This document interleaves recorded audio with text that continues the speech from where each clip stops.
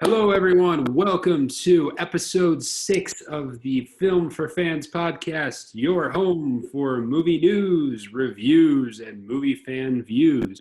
The podcast from movie fans for movie fans. I am I'm your one of host, those. Ryan Dunlevy, and I'm joined once again by my soccer-clad co-host, Rob Dunham. Good to see everybody. I spent Yes. 2 hours mowing my lawn, so I'm about ready to talk about movies for a half an hour.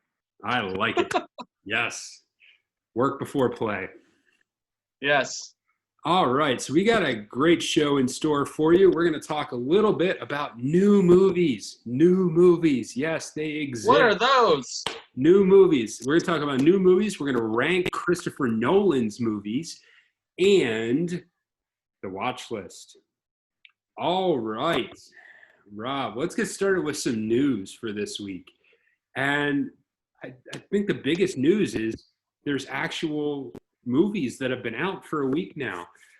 And in particular, Unhinged, which was kind of the first release to come back out, starring Russell Crowe. And the news out of that one is it grossed $4 million over this past week. And $4 million is not bad, given that it's an indie release and the situation in the theaters. Rob, what did you make of Unhinged's box office gross for the week? I mean, it sounds about right to me. I think that if it were a regular week, it might have made slightly less, but I don't think it would have made a huge amount less if things were normal, quote unquote. But yeah, it's interesting to see that they were able to get some people out. Obviously, that's not a massive number, but it does indicate that some people are coming out. I know that a lot of the theaters that are opening have restrictions about distancing when it comes to seating, so there's not as many seats available. So that's going to impact numbers as well from this last week and as we move forward. Yeah. And the interesting numbers on this were that, and they did some comparisons from a similar movie from the same week last year, which was Angel Has Fallen, which grossed $21 million. That movie played on 3,286 screens, while Unhinged this past week played on only 1,823 screens. And of course, as you just said, with social distancing, not all the tickets were even available for that release. So given the fact that you're probably dealing with, maybe a quarter at best, a quarter capacity max, I'd say $4 million is a pretty respectable amount. So yeah, I think that, I don't know. I mean, it's hard to get a lot of reading off of, one movie, 1 week into, theaters being back. But I would say at least initially, it's not a terrible start. Yeah, you got to start somewhere. Yeah. And also interesting to read that basically for Unhinged, the director and the studio were very intentional about wanting it to be the first one back out. So, and I don't know if you saw this, but apparently Russell Crowe was kind of insane on his little promotion for the movie. Kind of cool. Imagine that, Russell Crowe being Unhinged. No, never. Totally irrational, calm human being who doesn't ever punch people or anything weird never. Like that. Yeah. All right, so that was one piece of new movie news. Another one is the release of the trailer for The Batman, the new Batman movie, starring, now I'm blanking out on his name. Robert Pattinson. Robert Pattinson, yes, of Twilight fame, yes.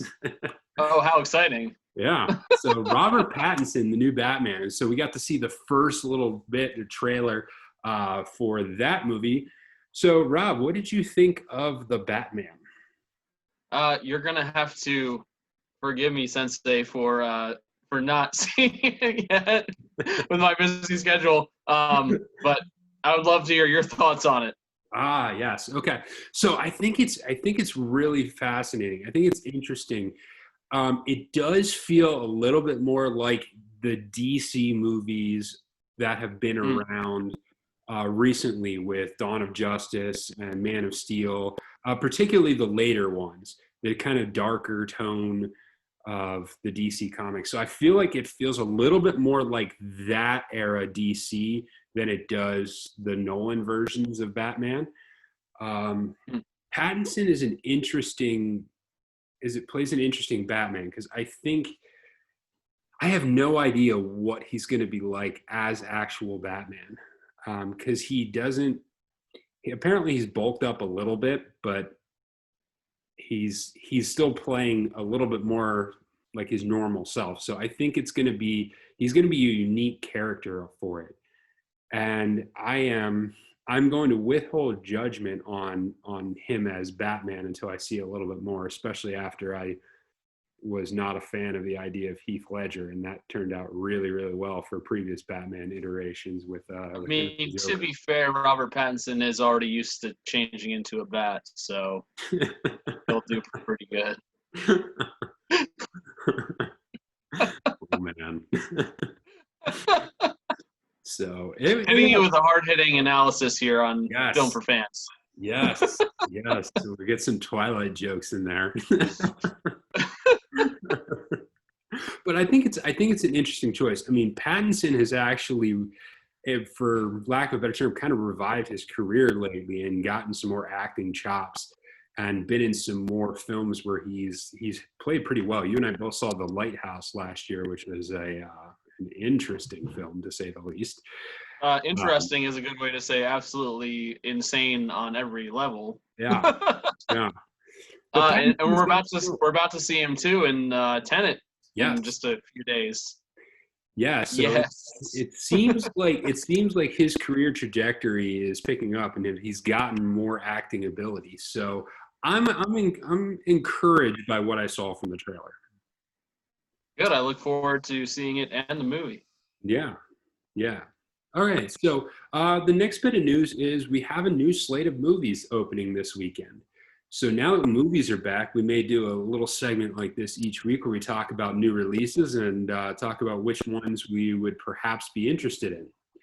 So up on the slate for this weekend is New Mutants, The Personal History of David Copperfield, Bill and Ted Face the Music, and actually Tenet, if you're capable of seeing an early release, Tenet actually is debuting in some theaters on Monday, which is when we're going to see it. So aside from Tenet, which is, obviously on the docket, which one of the rest of those films seems most intriguing to you? So I know this isn't the case for everyone, and that's totally fine, but I love Bill and Ted, and I had not seen either of them until literally within the last year. Really? And saw them for the first time and just love everything about it because I love music and I love how they intertwine the whole 80s rock idea and ideals into the film, both of them. And just the two guys together have a great chemistry. And I'm really looking forward to seeing if they maintain that, how it comes about so much later, what they do with the story. I know some people are already burnt out on the idea and think this is lame, but I'm here for it. So I'm excited to see it. I don't know if I'm going to go see it in the theater or not, but I'll definitely be checking it out in the near future. Sure. Yeah, I'm totally with you. It's all about Bill and Ted Face the Music. Bill and Ted's Excellent Adventure has been one of my favorite films. It's so funny, and it's right up there for me with comedy. And it's fascinating now that we have an entire body of work for. Why am I blanking out on actors' names today? Keanu Reeves. Keanu Reeves. My goodness. I can't think. Man, that's a rough one. Man. I don't know. Apparently, I didn't have enough. Ryan's just stuck in the Matrix, everybody, where Keanu Reeves is not an actor. He's just a battery plugged into a cell that I'll get it together. I promise I'll get it together. But Keanu Reeves, we have a whole history of film where he's playing these kind of wooden, stoic characters. And then there's Bill and Ted.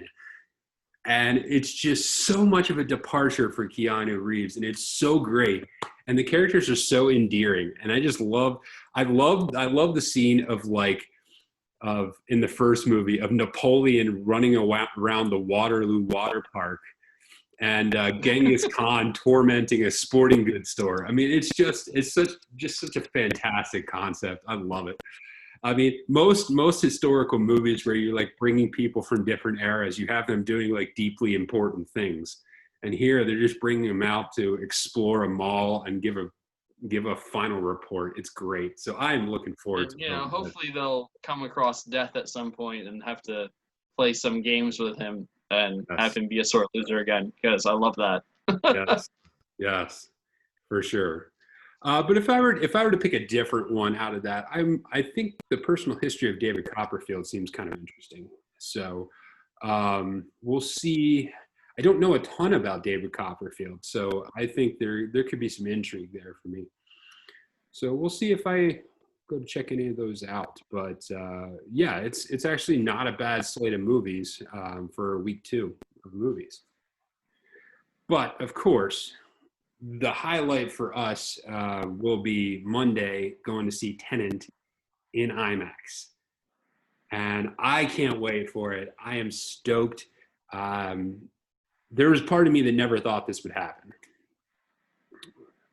So I'm looking forward to it. And given the fact that Tenet has come out, I thought it would be awesome for us to go through Christopher Nolan's previous movies. And if you're somehow not familiar with Tenet is the latest release from Christopher Nolan. It is the first truly big blockbuster to come out since movies went away.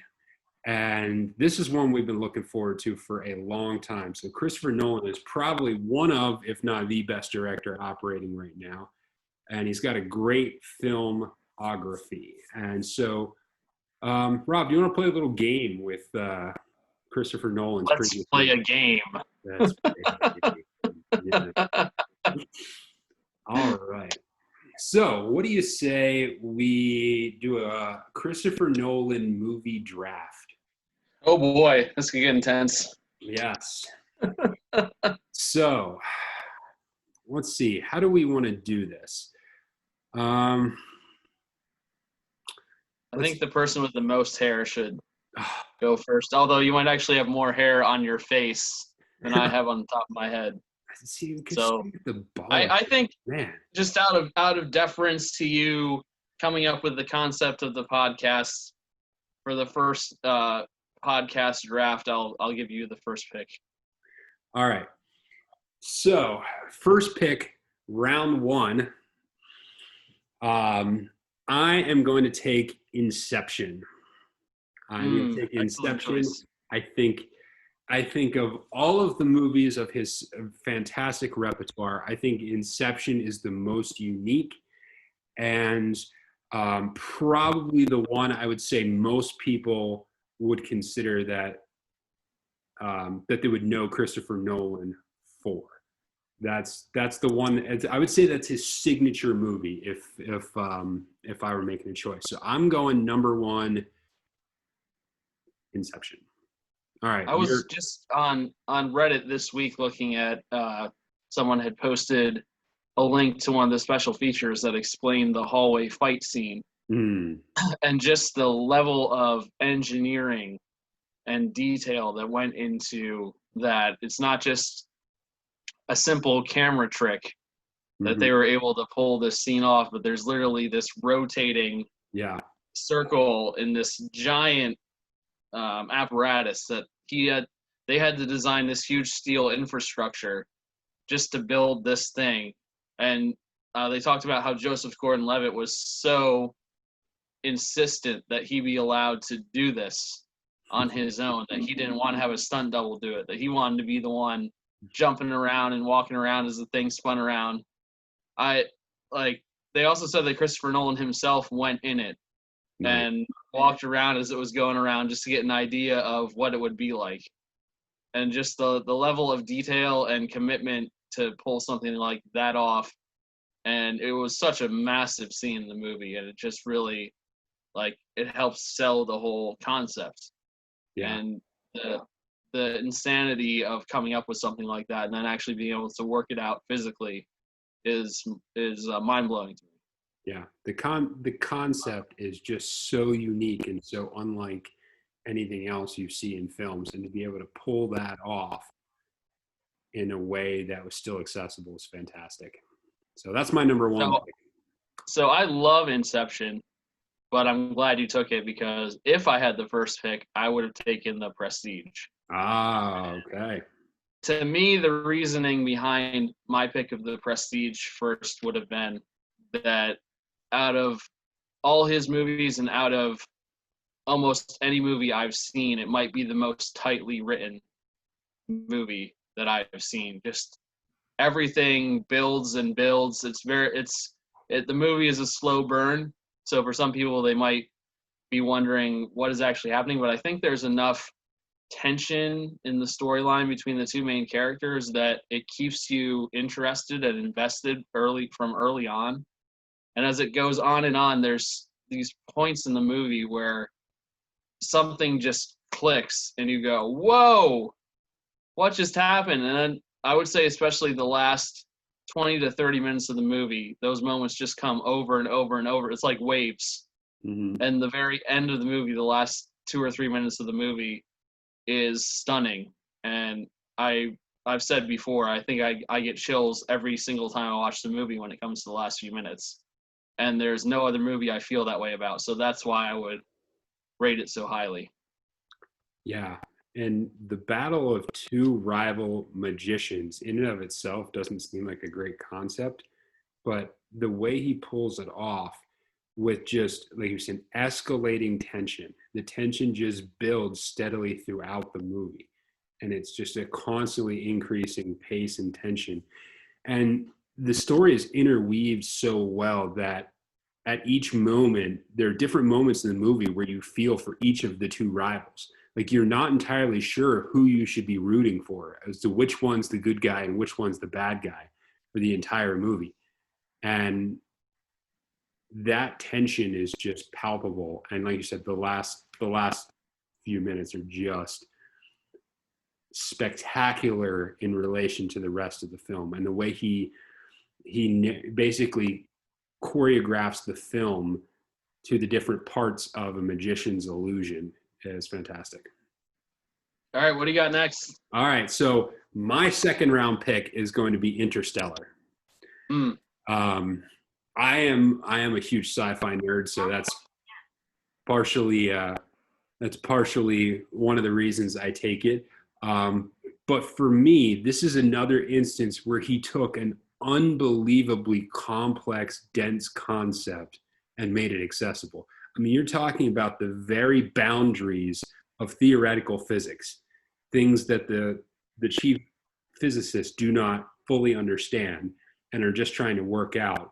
And they're putting them into a major blockbuster release for everybody else and being able to pull that off. It is also the most scientifically accurate space movie that's ever been created. I got a chance to read the physics of Interstellar by the physicist that they used on that movie, and it's so cool to hear all the backstories and how he dedicated time to getting to know the physics, but then to bring out the emotional element of it. I mean, the scene where he comes back in off of Miller's planet and realizes that him being on that planet for a couple of hours meant decades back on Earth has ticked off. And as he's watching his kids now as adults on the video feed and just bawling his eyes out. Like the Yeah, Matthew McConaughey in that moment, the guy we're going to be talking about a little bit more later on. Just the ability to take that concept of time that's just so hard to grasp physically, and to bring that level of emotionality to it is just spectacular. The thing that impresses me the most about the movie, I think, is just the grand scale of it. Especially watching it the first time in the theater, I was in awe of how big it was, how loud it was. I know some people think it's too loud. And that's okay. It's definitely pushing the boundaries, I think, in some of the scenes. But it's just like you feel it. You feel the largeness of it. You feel the huge emotion of it, the hopelessness of it, the hope of it at the end. It's all there, and it's big and it's small, which is what makes a great sci-fi movie, is what I found, when you can make something feel big but also small. Yeah. So that would have been definitely, I haven't made my final list, but that would have been close to the top. I'm not sure if I would have taken it first, second, or third, because, man, he just has so many good movies. Yeah. I might have gone Prestige and then my next pick, which is Memento. Mm. And the reason why Memento is so high for me is probably not it. I would say that it's likely not as high for many Christopher Nolan fans because they might not have seen it, or it's also not the same kind of movie that he's been working on lately. It's not a huge action-packed blockbuster. It's not got giant set pieces. It's very, very close, very small. Most of it happens within one hotel room. The rest of it happens just around one town.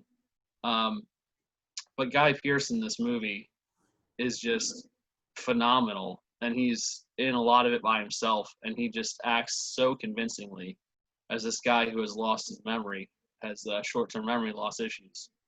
I can say this about Memento, and one of the reasons why it's so high on my list, it is the only movie in my life, still to this point, that I have watched all the way through and immediately started and watched it all the way through back to back. Because as soon as it was over, I said, I need to watch that again. And I watched it again. I watched it twice in a row the first time I saw it. Because when it ended, I thought, how did I miss all this stuff? The first time I saw this movie, I need to see it again. I need to figure out what I wasn't seeing. And it's just a movie that lends itself to those repeated views, because the more times you see it, the more you catch on to, and the more powerful the storyline becomes. So that's Memento would be up there for me. That's what I'll take as my second pick. Yeah, for me, this would not have been as high on the list, not because it's not a great movie. It's just, it's a niche movie. Mm-hmm. And it's more insular, as you were talking about. And it's definitely worth viewing, and it's definitely worth seeing. It's actually the first Christopher Nolan movie I ever saw. And I knew when I saw it that this was something unique and different.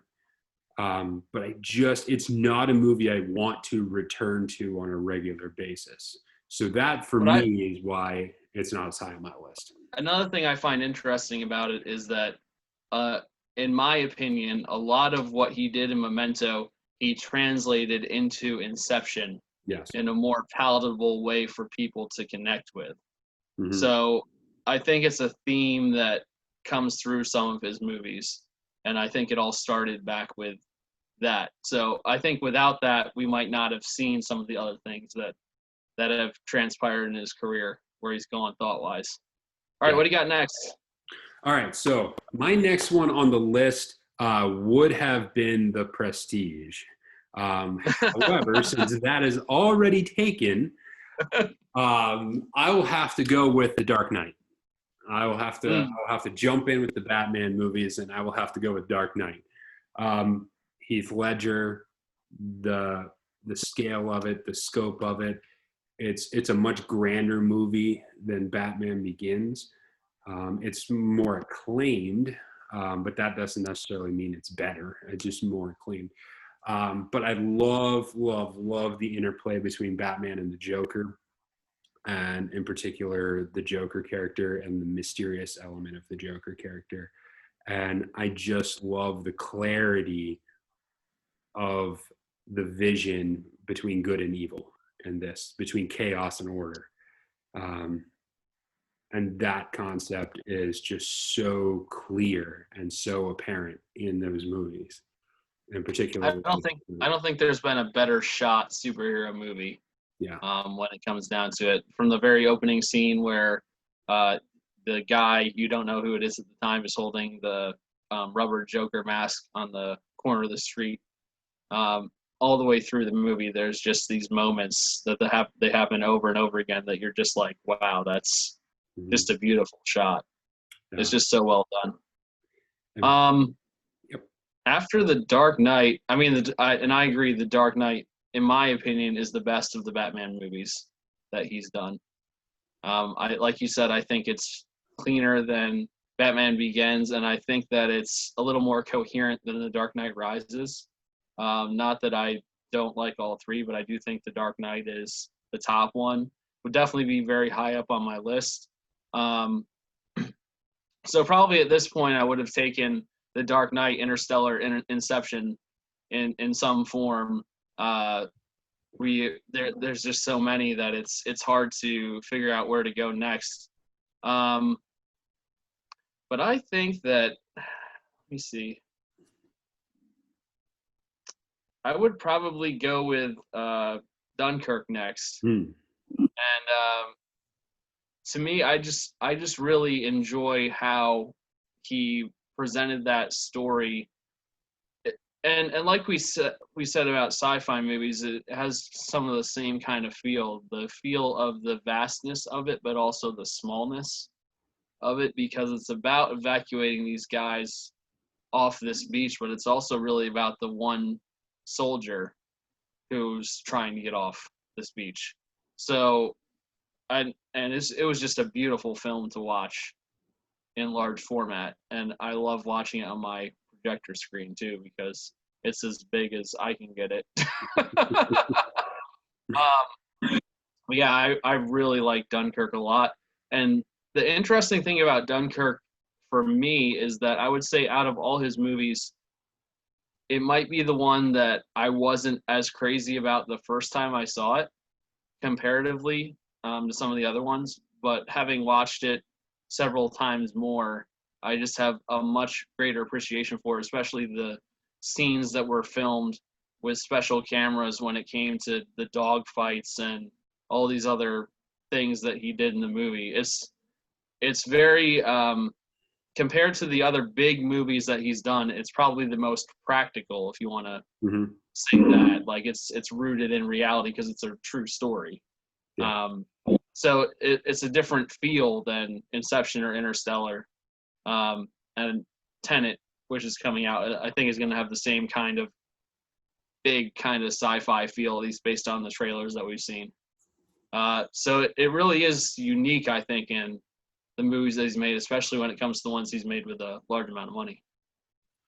Yeah, I think the interesting thing about Dunkirk, and I would have had it a little lower on my list, but it's still fantastic.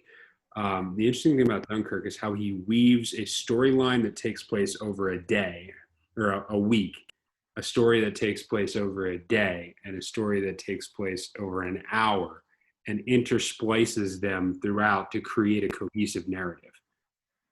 I think I've never seen that in a film, and to be able to pull that off in a way that makes sense is so well done.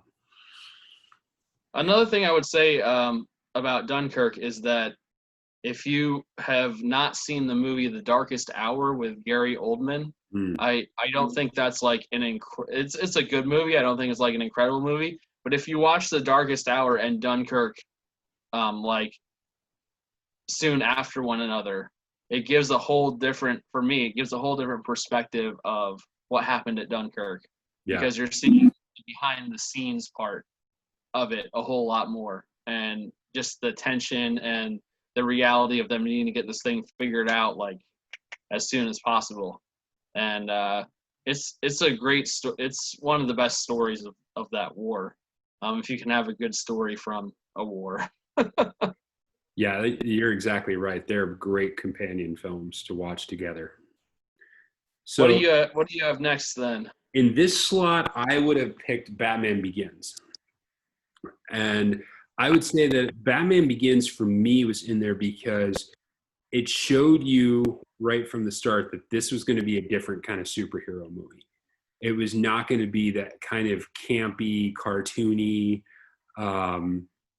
semi-serious take on the superheroes. This was going to be a whole different animal that was going to be grittier. It was going to be based more in reality and real life. And it was going to show you how you create Batman. And it was going to give Batman a moral arc that was going to sustain him throughout the three movies. I thought Liam Neeson was fantastic in it. And I think there are some great moments where Christian Bale's character as Bruce Wayne is having to make legitimate choices as to the direction he's going to take. And you really do see it forming. The interesting thing to me, as compared to The Dark Knight, is to watch how tightly this is shot. Like, there's a lot of close-ups. There's very few sprawling scenes. There's a lot of smaller scale scenes where tighter shots from the camera. If you watch it, you can it's so distinctively different when you watch that from The Dark Knight, as to how much smaller and more intimate the actual camera work is. Yeah, I would say that I think we both have the same ranking when it comes to the Nolan Batman movies of The Dark Knight, Batman Begins, and then The Dark Knight Rises. So I would take The Dark Knight Rises here because I have not seen Insomnia or Following, so it's the last one on the list that I've actually seen. I'm very interested in seeing where Tenet ends up being on this list. I have very high hopes for it based on what we've seen in the trailers and what little I know of the story. When you hear the actors say that the filming left them even a little confused, I think that lends itself to something special happening on the screen. So I don't think there's necessarily a whole lot to say about The Dark Knight Rises. I think it was a fitting conclusion to the three-movie arc, and like we both agree, it's probably the least strong out of the three. I would probably argue that it might be the least strong of his movies that I've seen. But the thing is that even with that being the case, it's still a really good movie. Yeah. Like his least strong movie is still very quality, in my opinion. I know some people disagree, but I still enjoy the movie. Yeah, I think what I like about The Dark Knight Rises in particular is that it basically shows what happens when you attempt to base something on a lie. Because at the end of The Dark Knight, they basically cover up the fact that Harvey Dent went crazy and killed people. And they covered it up to try and protect the city.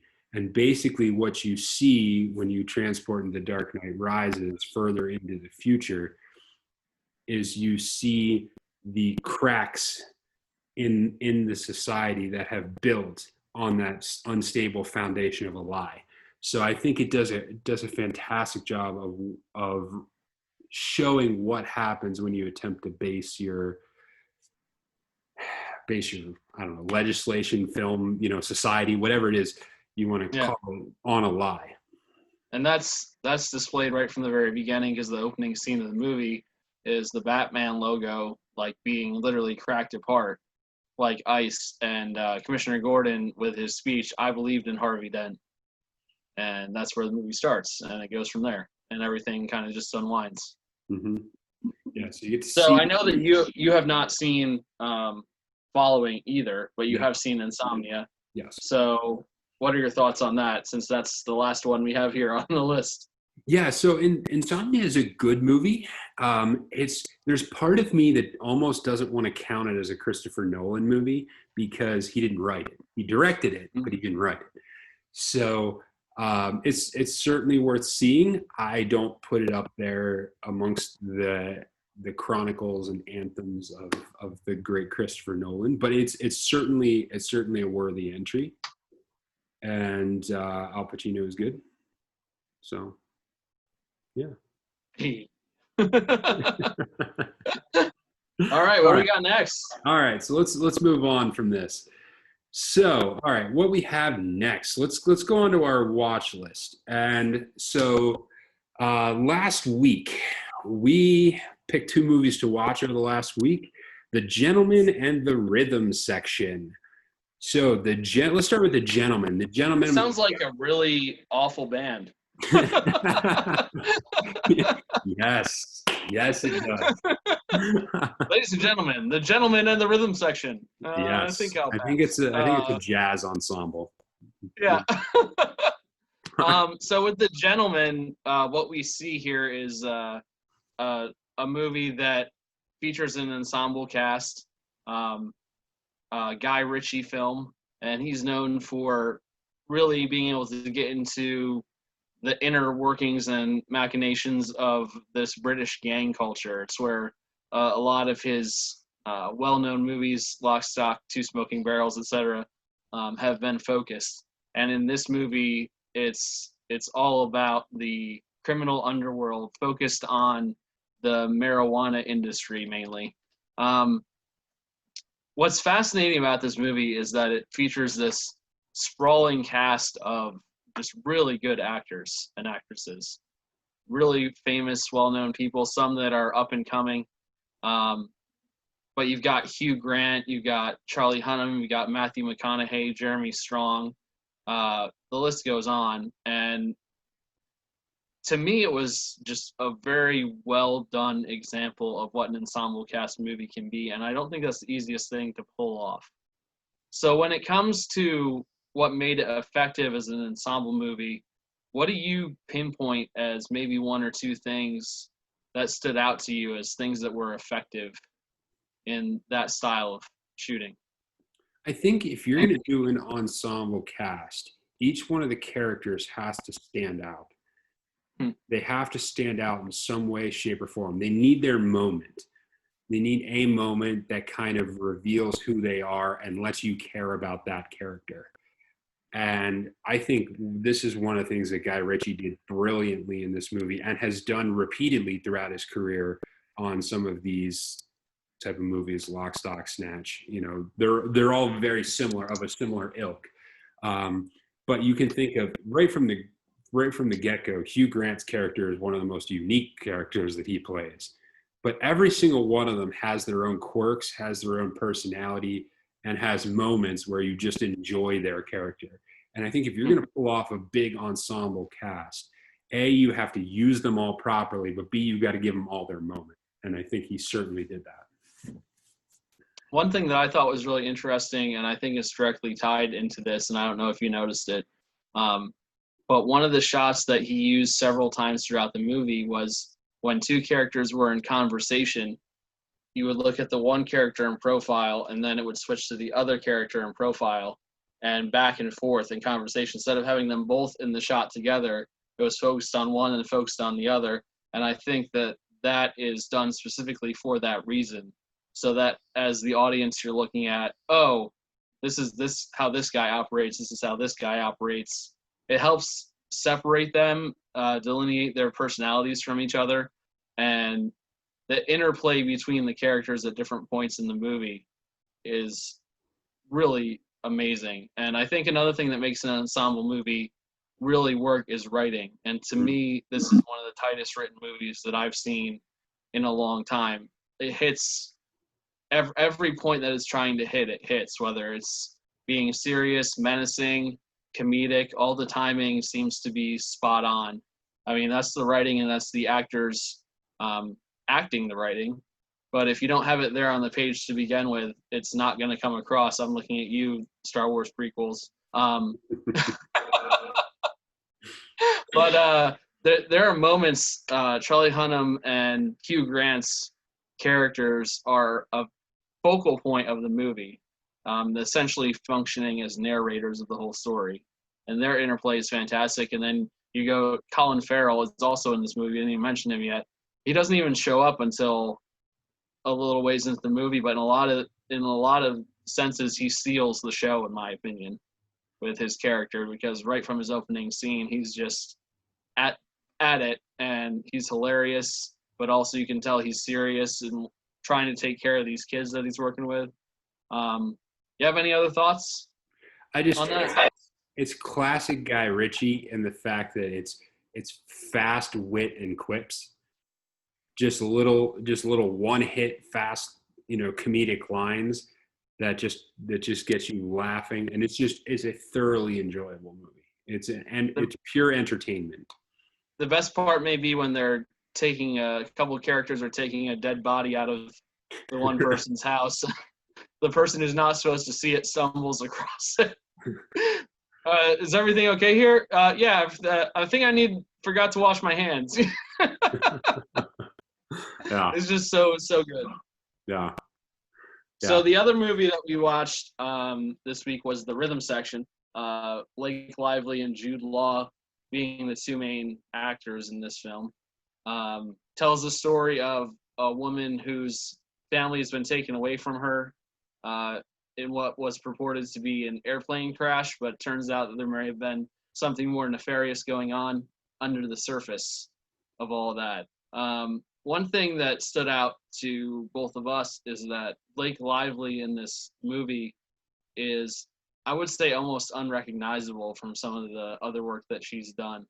Can you speak to that? What do you think of her performance in this movie and what it means for where she's headed as an actress? I think she is fantastic, almost chameleon-esque in the way she is able to play her roles. At one point in the movie, she is basically a drugged out prostitute, and she looks the part, embodies the part. I mean, she looks dirty, she looks grimy, she looks disgusting. And this is Blake Lively.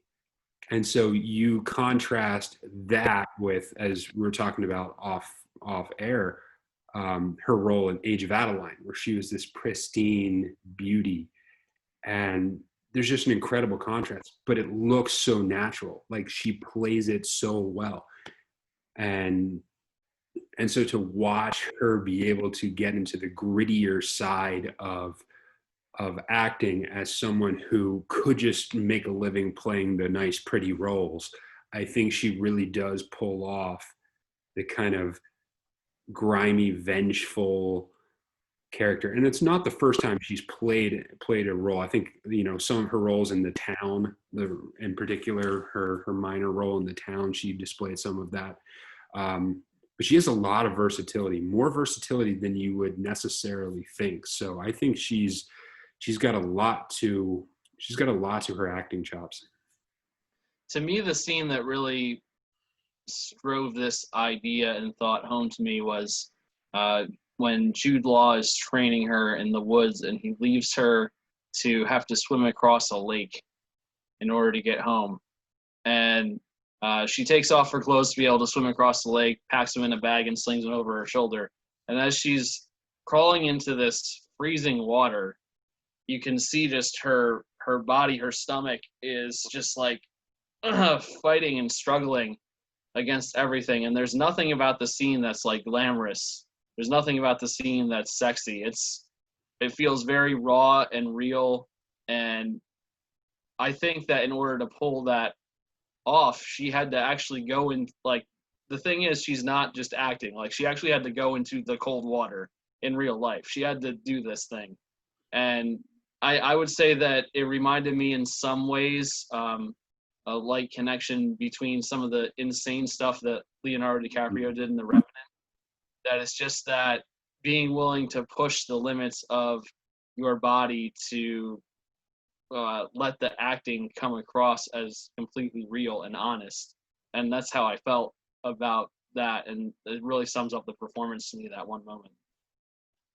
Yeah, it's definitely worth a watch. It's a solid drama, kind of good revenge flick. So if you're into that, go for it. So coming up this week, tops on the list. You and I are going on Monday, IMAX Tenet. What are you expecting from Tenet? I have no idea what to expect. I've seen the trailers a couple times, but I've intentionally not watched them over and over again because I want to come into it with as clean a slate as I can. There have been a few movies that I've been able to get away, big movies that I've been able to get away with having seen no trailers before, and those have been maybe some of my favorite movie-going experiences, but I just couldn't do it with this one.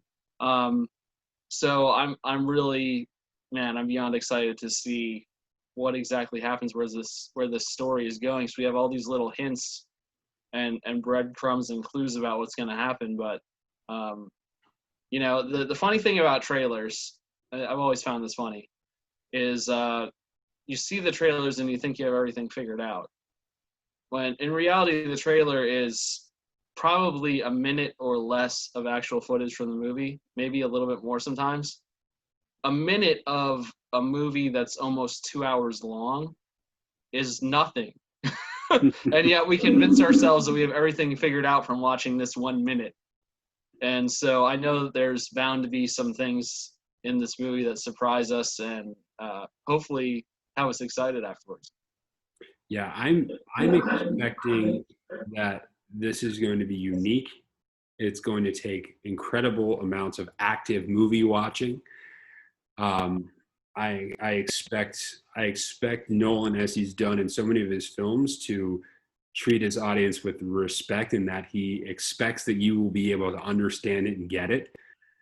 And I'm looking forward to seeing John David Washington, because I think he's got a lot of potential as an actor, and I think this movie could be fantastic for him. I know he played a great role in Black Klansman that won an Oscar, but I'm looking forward to seeing him in an action movie. So it's almost a holiday when you get a new Christopher Nolan movie. Yeah, and in that vein, I think we both talked about beforehand and kind of agreed that for our watch list this week, not to make this the Christopher Nolan podcast featuring other movies, but when one of his movies comes out, it is almost like a holiday week. So I think we're each going to be watching a different Christopher Nolan movie whenever we have the opportunity to do that, whether it be every night or every other night during the weekend. Just refreshing and reminding ourselves of some of the moments that we've really enjoyed over the time watching his film. Yes, and so I'm looking forward to a heavy dose of Christopher Nolan this week. So I think I will go with, I saw it Insomnia. It was on HBO Max. So I think I'll watch Insomnia again because it's been a long time. And then I think I'm going to go with The Prestige and maybe Interstellar. I did just watch The Prestige last week with someone who had not seen it, which is always the best way to watch that movie. Yes. But I'm going to try and check out Insomnia and Following because I haven't seen either of them. And I'll probably watch Memento again because I haven't watched that in a long time. So I might be focused on some of the older stuff. But I think before watching Tenet, I have to watch Inception again because it's been a while. And I get the feeling from what we've seen and heard about the movie that there's going to be a lot of similar feel to this movie. So to hype myself up, I think I might have to watch that again. Awesome. Well, Rob, you got anything else for us tonight? I don't. I think we talked for a while. Yeah. All right. Well, this has been fun, and I hope you have enjoyed it. Go ahead and check out filmforfans.com. By the time this podcast airs, there should be an article ranking the top Christopher Nolan movies. So go over to filmforfans.com and check that out. We're going to subscribe. What did you say? We're going to start posting some articles and reviews and different things, starting to utilize the website a little bit. So make sure you've got that Film for Fans webpage, filmforfans.com webpage bookmarked for yourself. Yes, and make sure you subscribe to the podcast, iTunes, Stitcher, Google Play, Spotify, wherever you get podcasts. Leave us a review. That would be great. We love having reviews and comments and things like that. If you like watching the video, check out our YouTube page. And maybe some point this week, we'll even give you a emergency live immediate reaction from Tenet. We'll see. This is not a drill. All right. Have a great Yeah. I think we have that tentatively scheduled for Monday night. All right. Well, that is the show for this week. Thank you for checking us out, and have a great week at the movies. See you, everybody.